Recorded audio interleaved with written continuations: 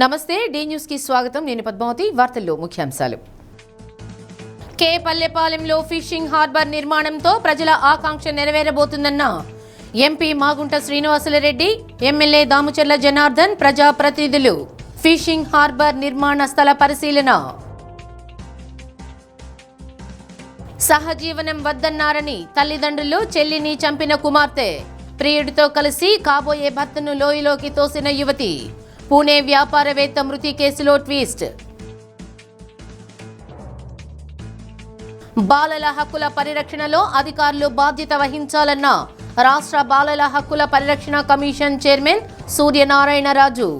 వసతి గృహాల్లోని విద్యార్థులకు సీజనల్ వ్యాధులు రాకుండా చర్యలు తీసుకోవాలని ఆదేశం. రెండో విడత పద్మ అవార్డుల ప్రదానోత్సవం గణతంత్ర మండపంలో ఘనంగా జరిగింది. వివిధ రంగాల్లో విశేష సేవలు అందించిన ప్రముఖులకు రాష్ట్రపతి ద్రౌపది ముర్ము పద్మ అవార్డులను అందజేశారు.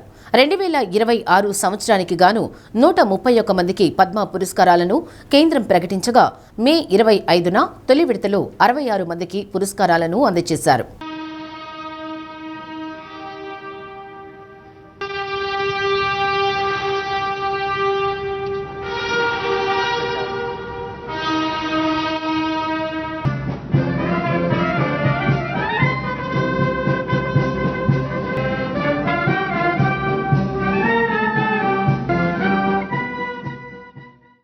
ఉపరాష్ట్రపతి సిపి రాధాకృష్ణన్, ప్రధాని నరేంద్ర మోదీ, స్పీకర్ ఓం బిర్లా, కేంద్ర మంత్రులు అమిత్, రామ్మోహన్ నాయుడు తదితర ప్రముఖుల సమక్షంలో రెండో విడత పద్మ అవార్డుల ప్రదానోత్సవం జరిగింది.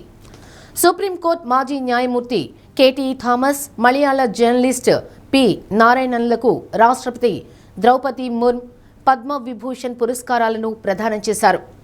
మలయాళ నటుడు మమ్ముట్టి, క్యాన్సర్ వైద్య నిపుణుడు నోరి దత్తాత్రేయుడు, ప్లేబ్యాక్ సింగర్ ఆల్కా యాగ్నిక్తో పాటు మరో ముగ్గురు పద్మభూషణ్ అవార్డులను అందుకున్నారు.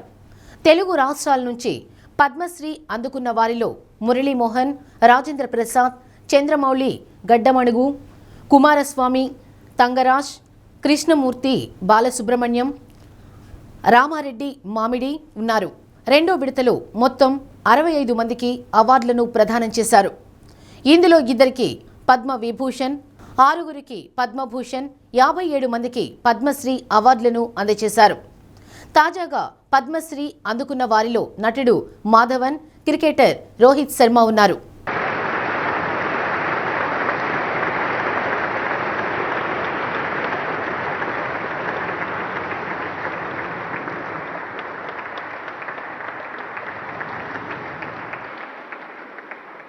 पद्म श्री श्री नूरुद्दीन अहमद, कला निर्देशन.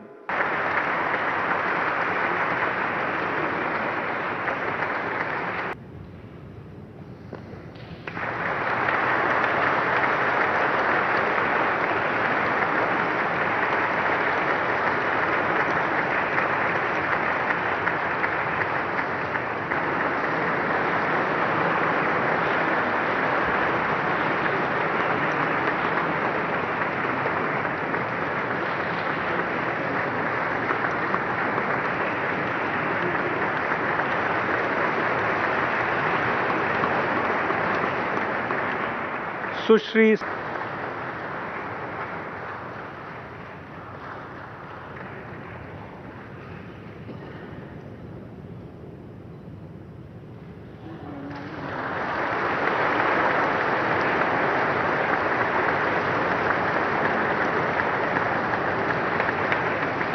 Doctor Premlal Gautam,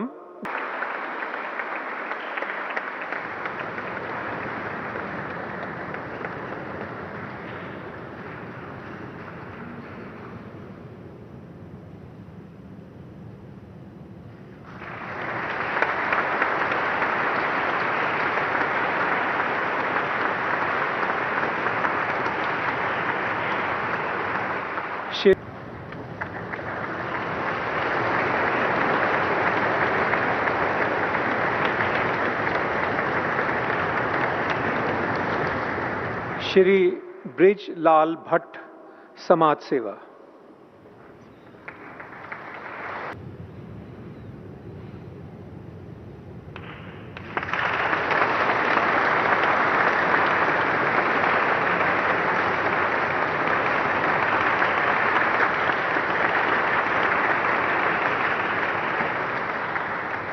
Shri Ra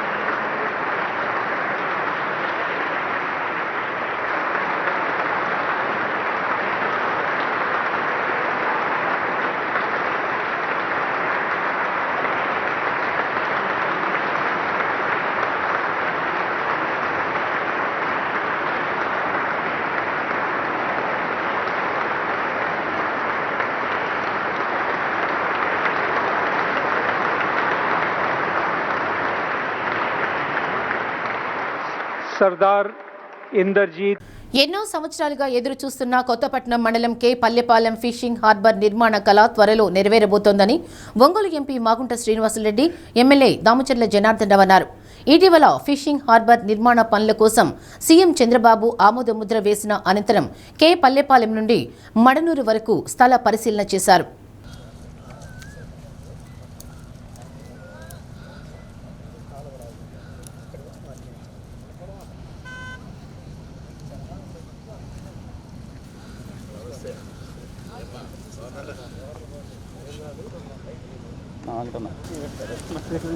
fishing harbour కోసం 485 కోట్ల నిధులు కేటాయించడం జరిగిందని, అందులో రాష్ట్ర ప్రభుత్వం వాటాగా 350 కోట్ల రూపాయలు మంజూరు చేశారని, మిగిలిన నిధులు కేంద్ర ప్రభుత్వం నిధులు మంజూరు చేయడం జరిగిందన్నారు. 2014-15 సంవత్సరంలో ఫిషింగ్ హార్బర్ తీసుకురావడం కోసం ప్రయత్నం చేశామని, అయితే కొంతమంది ఇక్కడ హార్బర్ ఏర్పాటు చేస్తే సమస్యలు తలెత్తుతాయని అపోహలతో వాయిదా వేయడం జరిగిందన్నారు. మరలా ఈ ప్రాంత ప్రజలకు హార్బర్ నిర్మాణంతో గల ప్రయోజనాలను వివరించి అందరి ఆమోదంతో ఫిషింగ్ హార్బర్ను ఏర్పాటు చేయబోతున్నామన్నారు. భూమి పూజ కార్యక్రమానికి సీఎం చంద్రబాబు వస్తారన్నారు. ఫిషింగ్ హార్బర్ ఏర్పాటు జరిగితే టూరిజం డెవలప్ అవుతుందని, రిసార్ట్స్, రెస్టారెంట్లు కూడా పెరుగుతాయని, తద్వారా ఈ ప్రాంతానికి సందర్శకులు ఎక్కువగా వస్తారన్నారు. తద్వారా ఈ ప్రాంతం అభివృద్ధి జరుగుతుందని పేర్కొన్నారు. Collector Rajababu, PDCC bank person incharge doctor Kamepalli Sitaramayya, AMC chairman Rachagarla Venkatrao, అధికారులు, ప్రజాప్రతినిధులు పాల్గొన్నారు.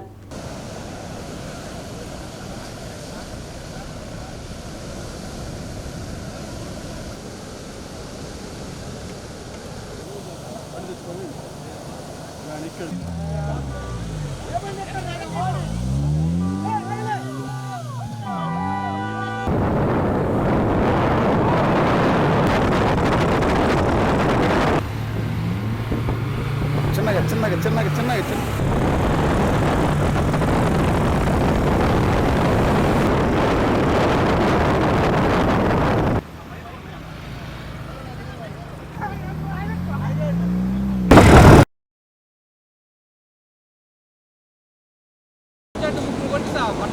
ఓడింది.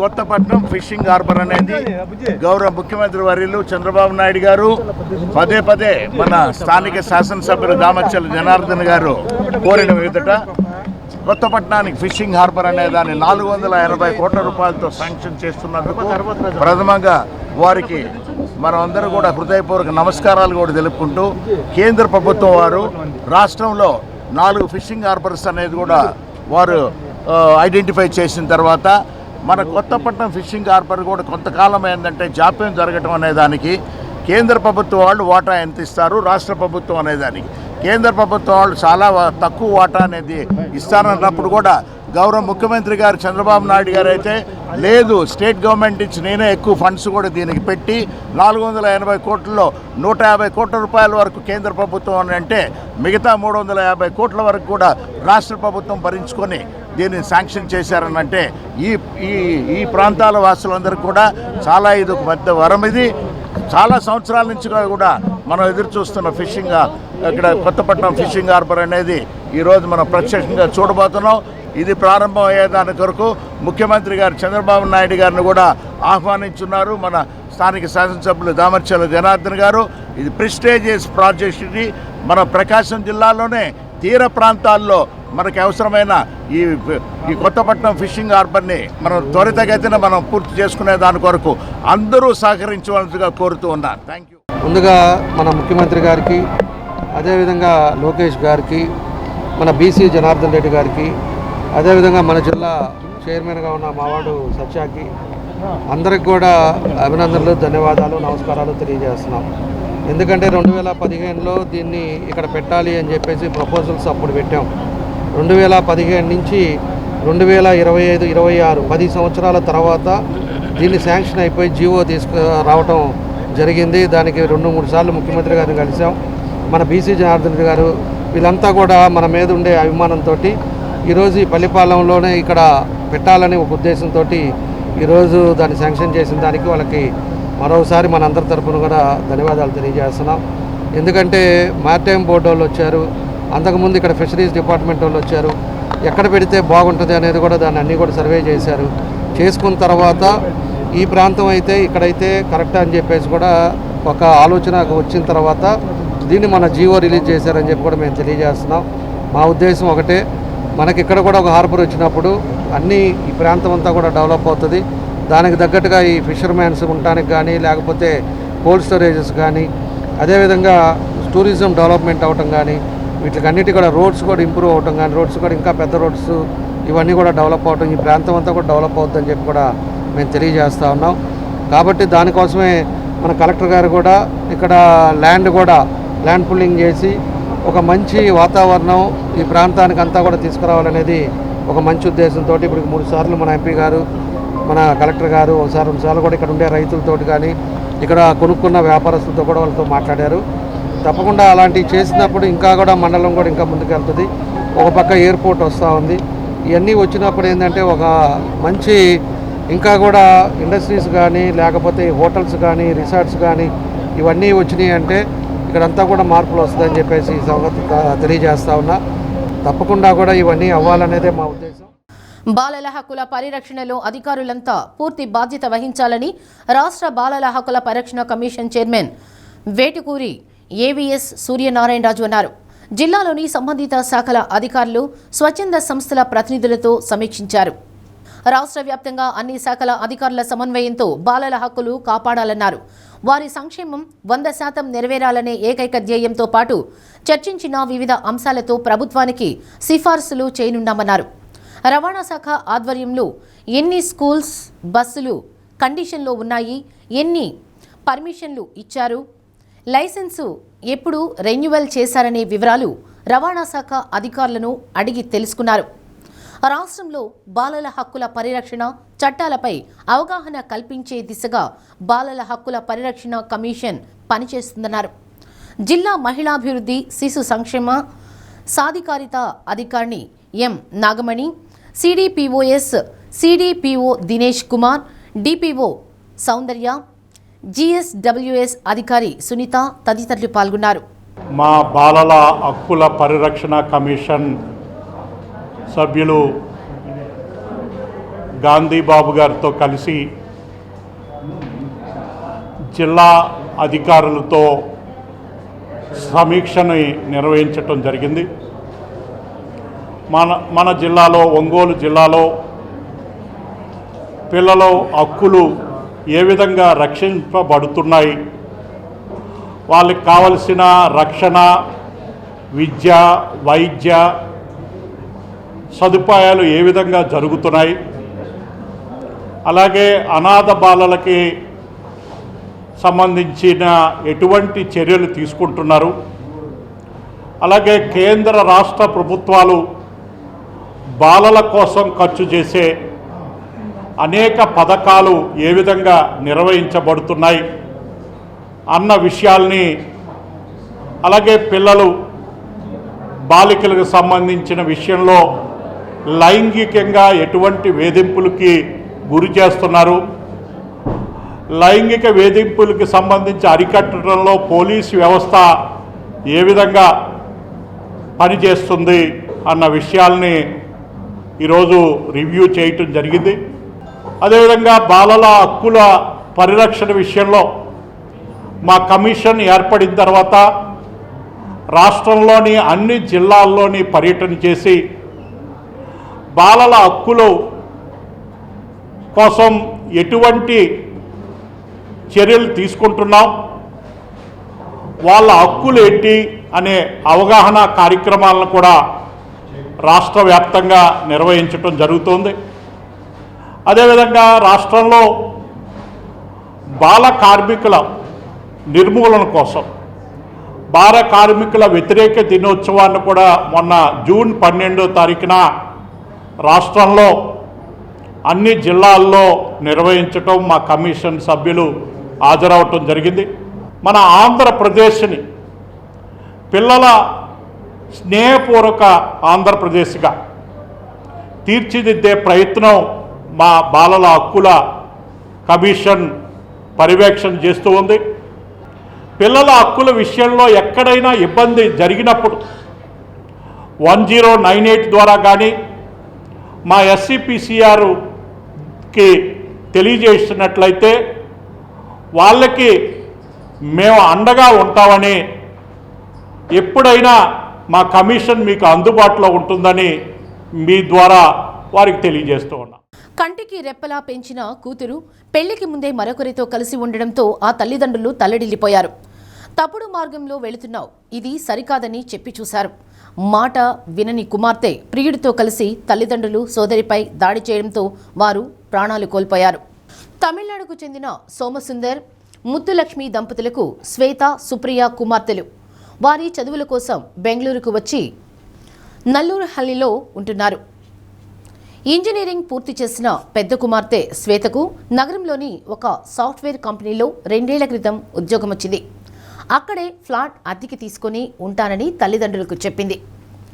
పిలిచినప్పుడు ఇంటికి రాకపోవడం, ఫ్లాట్ ఎక్కడ ఉందో చెప్పకపోవడంతో తల్లిదండ్రులు ఆరా తీయగా ఆంధ్రప్రదేశ్కు చెందిన కెనెత్ అనే యువకునితో సహజీవనం చేస్తుందని తెలిసింది. సహజీవనం వద్దని, ఇంటికి వచ్చేయాలని పలుసార్లు ఫోన్ చేసి శ్వేతకు చెప్పారు. అయితే కెనెత్తోనే ఉంటానని, ఆయనతోనే వివాహం చేయాలని తల్లిదండ్రులతో శ్వేత గొడవపడింది.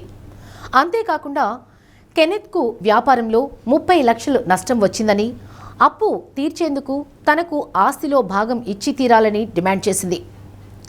సిగేహల్లిలోని సాయి గ్రీన్ అపార్ట్మెంట్లో శ్వేత ఉంటుందని తెలుసుకున్న ఆమె తల్లిదండ్రులు 55 ఏళ్ల సోమసుందర్, 48 సంవత్సరాల ముత్తులక్ష్మి, డిగ్రీ చదువుతున్న చిన్న కుమార్తె 20 సంవత్సరాల సుప్రియతో కలిసి సోమవారం రాత్రి అక్కడికి వెళ్లారు. తమతో రావాలని పెద్ద కుమార్తెను బతిమలాడుకున్నారు. దీంతో ఆగ్రహించిన శ్వేత ప్రియుడు కెనెత్తో కలిసి కుటుంబ సభ్యులపై కత్తులతో దాడి చేసి పరారయ్యారు. తల్లి ముత్తులక్ష్మి, సోదరి సుప్రియ అక్కడికక్కడే మరణించారు. తండ్రి సోమసుందర్ను ఆసుపత్రికి తరలిస్తుండగా కన్నుమూశారు.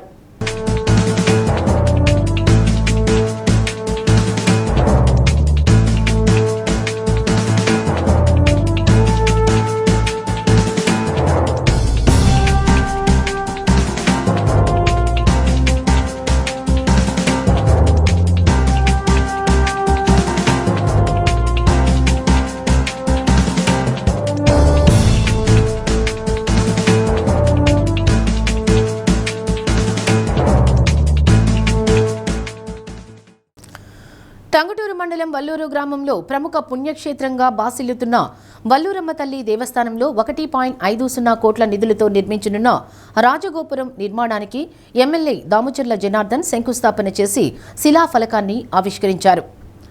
శైవాగమ శాస్త్ర పండితులు నూతలపాటి సుబ్బయ్య శాస్త్రి ఆధ్వర్యంలో నిర్వహించిన యజ్ఞంలో పాల్గొన్నారు.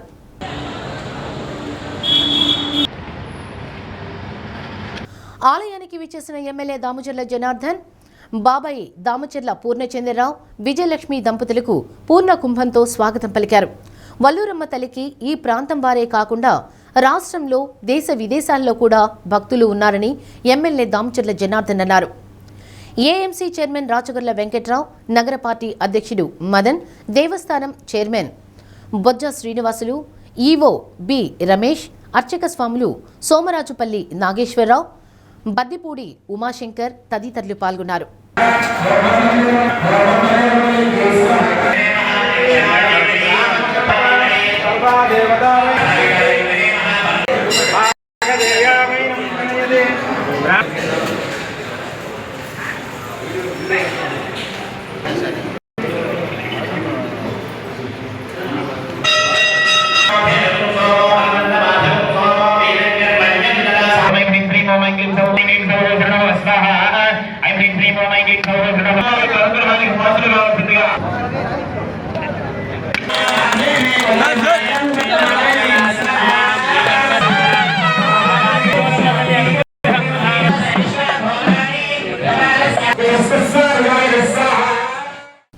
గంజాయి రవాణా చేయటమే కాకుండా విక్రయిస్తున్న 2 యువకులను పోలీసులు అరెస్ట్ చేశారు.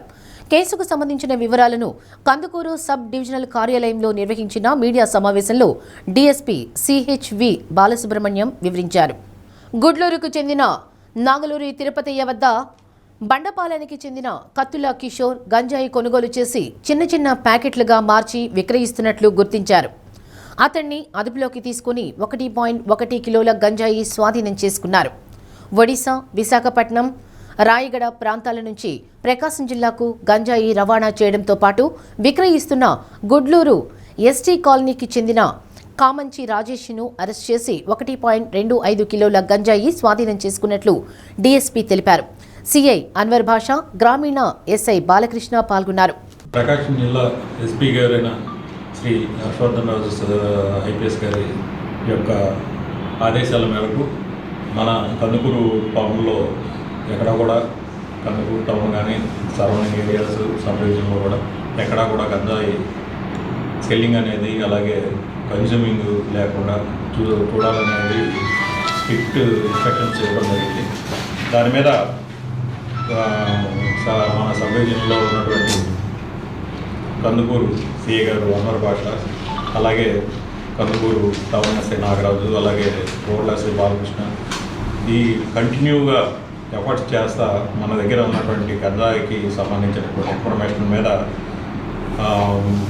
ముందుగా 16 మందిని అరెస్ట్ చేసి వారి దగ్గర గంజాని స్వాధీనం చేసుకోవడం జరిగింది. వారి మీద కేసు రిజిస్టర్ చేసి మొత్తం అందరినీ కూడా రిమాండ్ చేయడం జరిగింది.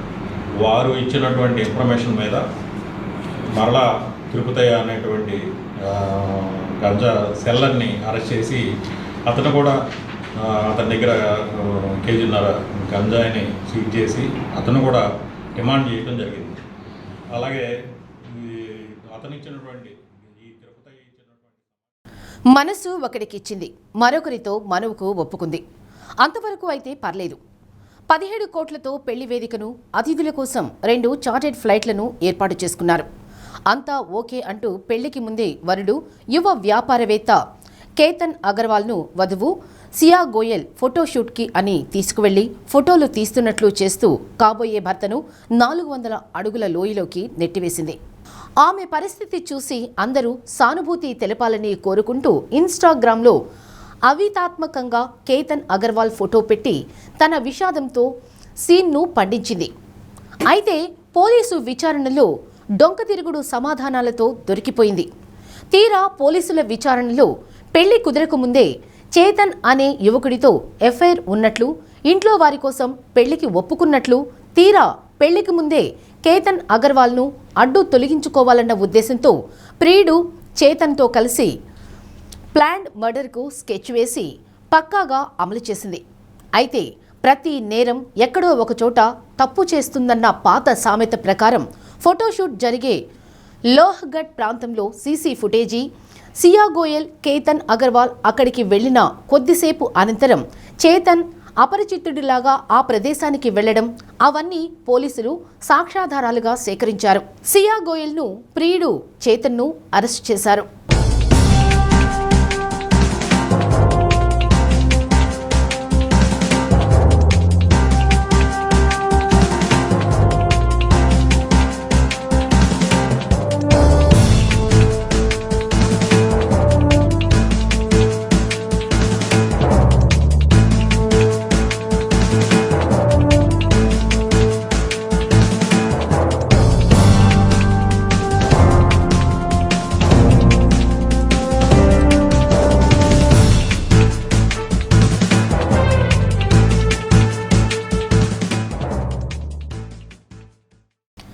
రాష్ట్రంలో చిన్నారులు స్త్రీల భద్రతకు ప్రభుత్వం అధిక ప్రాధాన్యత ఇస్తుందని మహిళా శిశు సంక్షేమ విభాగం ఐజీ బి రాజకుమారి అన్నారు. ఎస్పీ క్యాంపు కార్యాలయంలో నిర్వహించిన మీడియా సమావేశంలో బాపట్ల జిల్లా ఎస్పీ ఉమామహేశ్వర్తో కలిసి ఐజీ మాట్లాడారు. మహిళలకు ఏ ఆపద వచ్చినా శక్తి బృందాలు 8 నిమిషాల్లోపు స్పందిస్తూ సత్వర సేవలు అందిస్తున్నాయన్నారు. ఆపరేషన్ ట్రేస్ ద్వారా తప్పిపోయిన 9,007 మంది స్త్రీలు బాలికలను కాపాడి వారి కుటుంబాలకు అప్పచెప్పామన్నారు. మహిళలపై నేరాలకు పాల్పడుతున్న వారికి కఠిన శిక్షలు పడేలా చేయటానికి చేపట్టిన ఆపరేషన్ దండాయన మంచి ఫలితాలు ఇస్తోందన్నారు. మహిళలపై నేరాల నియంత్రణలో బాపట్ల జిల్లా రాష్ట్రంలో ప్రథమ స్థానంలో నిలిచిందని ఐజీ ప్రత్యేకంగా అభినందించారు. ఈపురపాలెంలో యువతిపై అత్యాచారానికి పాల్పడిన కేసులో నిందితులకు సత్వరమే కఠిన శిక్ష పడేలా కృషి చేసిన చీరాల గ్రామీణ సీఐ సుధాకర్, ఎస్ఐ కరీముల్లాకు ఐజీ, ఎస్పీ నగదు పురస్కారాలు అందజేసి రామాంజనేయులు కానిస్టేబుల్ అభినందించారు.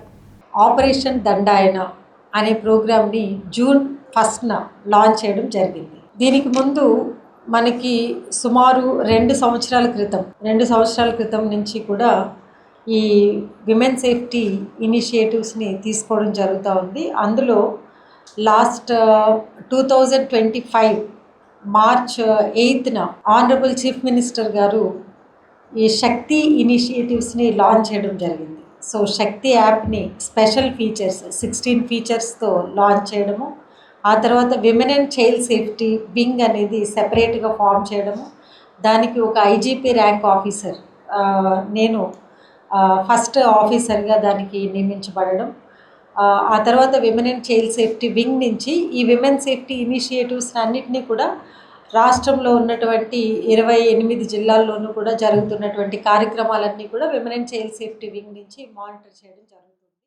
అన్ని పోలీస్ స్టేషన్స్ పరిధిలోనూ ప్రతినిత్యం ఉమెన్ అండ్ చైల్డ్ సేఫ్టీకి సంబంధించినటువంటి అవేర్నెస్ కార్యక్రమాలు పాఠశాలలు, కళాశాలలు, అదేవిధంగా ఉమెన్ వర్క్ చేస్తున్నటువంటి వర్కింగ్ ప్లేసెస్, విలేజెస్ని, అర్బన్ ఏరియాస్ వీటన్నిటిని కూడా విజిట్ చేస్తూ మా ఫీల్డ్ పోలీసు, అదేవిధంగా శక్తి టీమ్స్ ప్రత్యేకంగా జిల్లా వ్యాప్తంగా 4 శక్తి టీమ్స్ని ఏర్పాటు చేసుకుని ప్రతినిత్యం ఈ అవేర్నెస్ కార్యక్రమాల్ని జిల్లా వ్యాప్తంగా నిర్వహించడం జరుగుతుంది.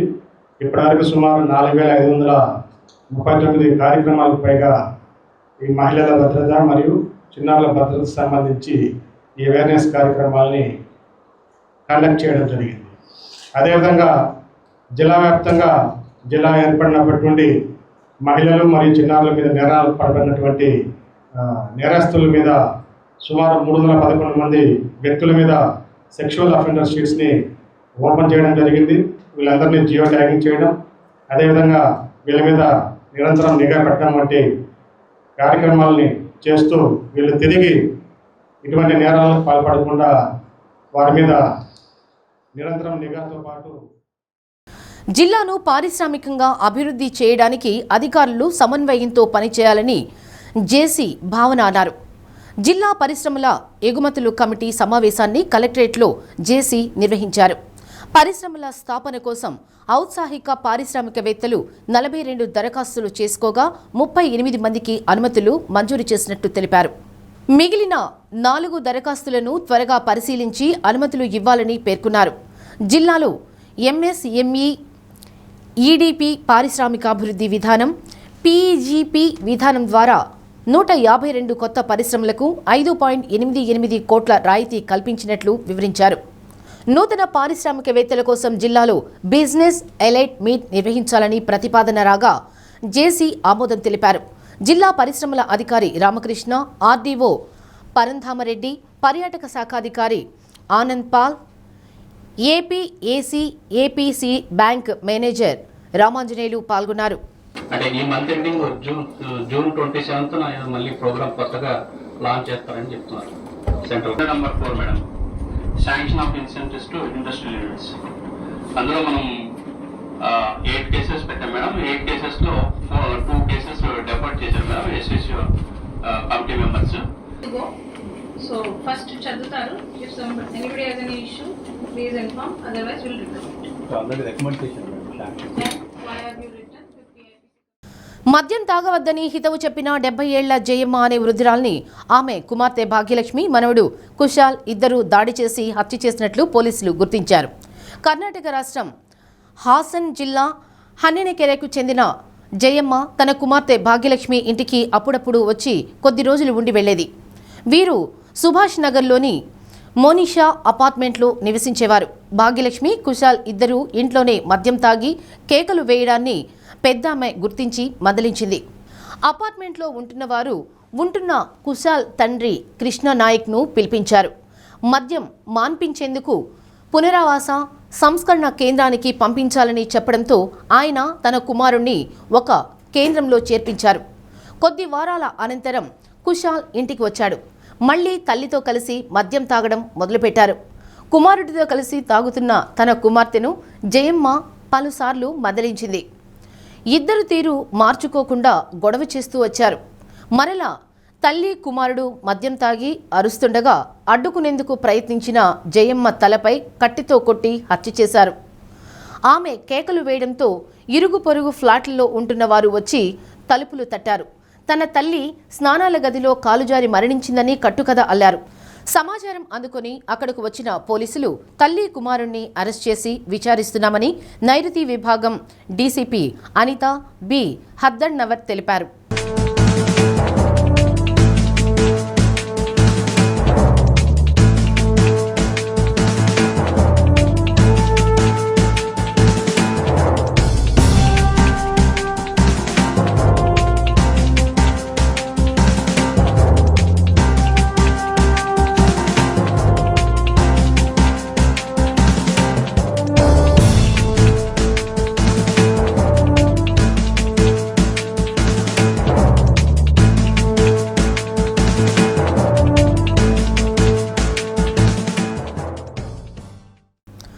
ఒంగోలు శ్రీగిరి శ్రీ వెంకటేశ్వర స్వామి దేవస్థానంలో బ్రహ్మోత్సవాలలో ధ్వజారోహణ వైభవంగా జరిగింది.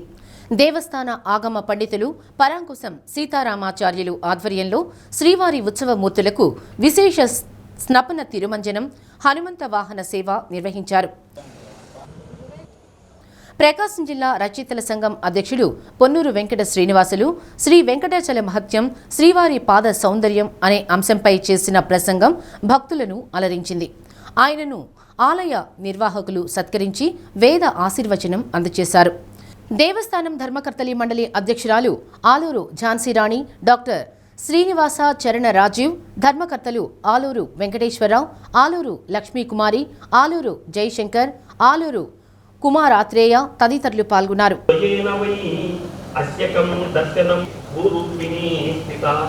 శ్రీదేవి ఉన్నటువంటి శ్రీదేవి స్వామి వారి యొక్క పాదాలు చూస్తున్నారు. పక్కనే ఉన్నటువంటి భూదేవి అంటే ఆ నాలుగున్నారట. తనకి మేల్కొల్పడానికి మనందరికి నీలాదేవి తెలియదు. ముంచాలి నైవ ముంచాలి స్వామి పాల ముంచినా నువ్వే, నీట ముంచినా నువ్వే. అంత పవిత్రుడు కాబట్టి శేషపాంతు మీద ఆ పాల సముద్రాలన్నింటినీ కూడా తెలిపేస్తున్నాయి. నీ పాదరేగాలు మాట రాని వాడి కూడా మాట వస్తుంది. మరి బ్రహ్మదేవుడు చాలా గొప్పవాడు కదా, ఆయనకి అష్టనేత్రుడు, 8 నేత్రాలు ఉన్నాయి. ఆయన ఎంత గొప్పవాడు అని అనుకుంటుంటే ఆయన అనుకుంటున్నాడు, అమ్మ నాదేం గొప్పతనం తల్లి, ఇంకా గొప్పతనం ఉన్నోళ్ళు ఉన్నారు, స్వామి వారి యొక్క పాద సౌందర్యాన్ని చూసేటటువంటి వాడు అని చెబుతూ శక్కే చ కౌస్తుభం నాభౌ వైకుంఠాది త్రిధామసు సత్యలోకే చ మేర్వాదౌ సర్వత్రా చతురాననః. అమ్మ నా గురించి మీరేం చెబుతారు తల్లి, నేను బహురూపాలు కలిగినటువంటి వాడిని, బహురూపాలుగా స్వామివారిని దర్శనం చేసుకున్నటువంటి వాడిని. శంకే చ కౌస్తుభం నాభౌ వైకుంఠాది త్రిధామసు సత్యలోకే చ మేర్వాదౌ సర్వత్రా చతురాననః. నేను బహురూపాలు, ఈ నాభిలో నుంచి వచ్చినప్పుడు కూడా స్వామివారి యొక్క పాదాలను చూశాను, కౌస్తుభంగా ఉన్నప్పుడు కూడా స్వామివారి యొక్క పాదాలు చూశాను, వైకుంఠంలో ఉన్నప్పుడు కూడా స్వామివారి పాదాలు చూశాను, శ్వేత ద్వీపంలో ఉన్నప్పుడు స్వామివారి పాదాలు చూశాను, క్షీరాబ్ది లోకంలో ఉన్నప్పుడు స్వామివారి యొక్క పాదాలు చూశాను, మేరు పర్వతంగా ఉన్నప్పుడు కూడా స్వామివారి పాదాలు చూశాను. అయినా కానీ తరించేతం విష్ణోతే పాదరేఖానాం మహాత్మ్యం లోక పావనం. నీ పాదములు ఎంత గొప్పవి అంటే నీ పాదాల్లో ఏదో రేఖ ఉందయ్యా. మన వాళ్ళు కూడా అంటుంటారు, అరే వాడికి పాదాలు ఏదో రేఖ ఉన్నట్టుందిరా, మాటి మాటికి తిరుగుతూనే ఉంటాడు ఎప్పుడు. అట్లానే స్వామి నీ పాదాలకి ఇంత సౌందర్యం ఎందుకు వచ్చింది, నీ పాదాలంటే ఈ భక్తులందరూ కూడా ఎందుకు పడి చూస్తున్నావా అంటే నీ పాదాలలో ఏదో రేఖ ఉందయ్యా. తగ్గ స్వామివారు ఏదో పలికించినటువంటి విషయాన్ని 4 మాటలు పలికాను. స్వామివారి అనుగ్రహంగా భావిస్తాను. కలిగినప్పుడు వెంకటేశ్వర స్వామి వారు కోపగించుకోకుండా చక్కగా ఆయన పాదాలు ఒత్తి అమ్మగారి కోపం వచ్చింది. కానీ భక్తుల్ని ఎంత ఆదరాభిమానాలతో చూడాలో తప్పు చేసినా కూడా తప్పు చేసిన భక్తుడి పాదాలు తన్నొక్కి అయ్యో నీకు నా శరీరం తగినందువల్ల నా ఆభరణం తగినందువల్ల కాలుకు నొప్పి అయిందేమో అని చెప్పేసి ఆయన అన్నట్లుగా కథల్లో విన్నాం. ఈరోజు శ్రీనివాసులు గారు కూడా అదే చెప్పారు. కానీ వెంకటేశ్వర స్వామి వారికి అంటే విష్ణువుకి ఈ అలవాటు ఉంది. ఏది కోపం వచ్చిన వాళ్ళని లేక తన్నిన వాళ్ళని ఉజ్జగించి మళ్ళీ వాళ్ళని బాగా దగ్గర చేసుకోవడం.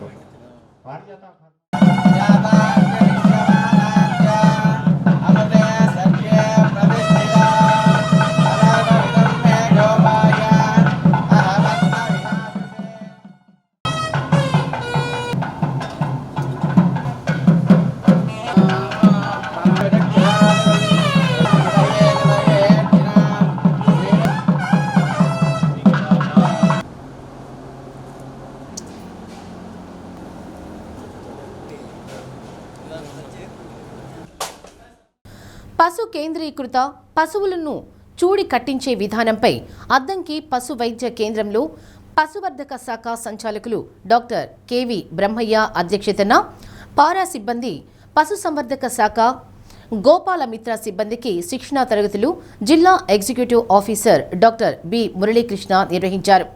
పశువుల్లో వచ్చే వివిధ వ్యాధులు, మేలు రకం పశువులకు అందించే చికిత్స గురించి సిబ్బందికి తెలియజేశారు. వైద్యాధికారులు doctor Siddaiah, doctor M Muralikrishna, సిబ్బంది తదితరులు పాల్గొన్నారు. ఇన్ అడిషన్ టు కృత్రిమంగా కన్వెన్షనల్ సెమన్తో పాటు కృత్రిమ గర్భాధారణ కూడా SSS లింగ నిర్ధారణ వీర్యాన్ని కూడా బాగా ముందుకు తీసుకుని వెళ్ళాము. దీంట్లో గత సంవత్సరం ఆగస్టు నుంచి బ్రహ్మాండంగా జరుగుతున్నాయి. ఇప్పుడు అన్ని నిండి చూడులో ఉన్నాయి. అంతకుముందు దీని కాస్ట్ ఏంటంటే 1350 రూపాయలు ఉండి 850 రూపాయలు సబ్సిడీ ఇచ్చి దాన్ని 500 రూపాయలు పాత ప్రభుత్వంలో తీసుకొచ్చింది. ఈ కూటమి ప్రభుత్వం వచ్చిన తర్వాత ఇదేం జరిగిందంటే రైతులు 500 కూడా ఇబ్బంది పడుతున్నారని దీన్ని 300 చేసి దాంట్లో కూడా 50% సబ్సిడీ అంటే కేవలం 150 రూపాయలకి మనం రైతులకు అందుబాటులోకి తీసుకొచ్చాం అన్నమాట. ఇది ఈ కృత్రిమ గర్భధారణ దీంట్లో కూడా మనము దీన్ని కరెక్ట్గా సకాలంలో గుర్తించి సక్రమైన టైంలో మనం చేయమంటున్నాం. దీన్ని అట్లా చేసిన వాళ్ళకి సక్సెస్ రేట్ బాగుందనమాట. మా ఏఐ టెక్నీషియన్స్ అందరూ ఇట్లే ఫాలో అవుతున్నారు. దీన్ని ప్రెగ్నెన్సీకి కూడా తీసుకొస్తున్నారు అనమాట. రైతుకి ఒక కృత్రిమ ఈ లింగ నిర్ధారణ వీర్యం ద్వారా పెయి దూడను కానీ పుట్టించగలిగితే అతనికి 20,000 లాభం ఉంటుంది దూడ పుట్టంగానే, ఎందుకంటే పెయి దూడ కాబట్టి. ఈ 20,000 లాభం అనేది రేపు 2 సంవత్సరాలు దాటిందంటే దాన్ని ప్రెగ్నెంట్ చేస్తే 1,00,000 రూపాయలు అవుతుంది. ఇది మాత్రం రైతులు గుర్తించారు అనమాట. కేవలం పెయి దూడలు పుట్టేసామనే అనమాట. బులెటిన్ ముగించే ముందు ముఖ్యాంశాలు. పల్లెపాలెంలో ఫిషింగ్ హార్బర్ నిర్మాణంతో ప్రజల ఆకాంక్ష నెరవేరబోతుందన్న ఎంపీ మాగుంట శ్రీనివాసులరెడ్డి, ఎమ్మెల్యే దాముచర్ల జనార్దన్, ప్రజాప్రతినిధులు. ఫిషింగ్ హార్బర్ నిర్మాణ స్థల పరిశీలన. సహజీవనం వద్దన్నారని తల్లిదండ్రులు చెల్లిని చంపిన కుమార్తె, ప్రియుడితో కలిసి కాబోయే భర్తను లోయలోకి తోసిన యువతి. పూణే వ్యాపారవేత్త మృతి కేసులో ట్విస్ట్. బాలల హక్కుల పరిరక్షణలో అధికారులు బాధ్యత వహించాలన్న రాష్ట్ర బాలల హక్కుల పరిరక్షణ కమిషన్ చైర్మన్ సూర్యనారాయణరాజు. వసతి గృహాల్లోని విద్యార్థులకు సీజనల్ వ్యాధులు రాకుండా చర్యలు తీసుకోవాలని ఆదేశం. డి న్యూస్లో నేటి మాట. మనిషికి జీవితం యొక్క విలువ అతని సగం జీవితం అయిపోయిన తర్వాత తెలుస్తుంది.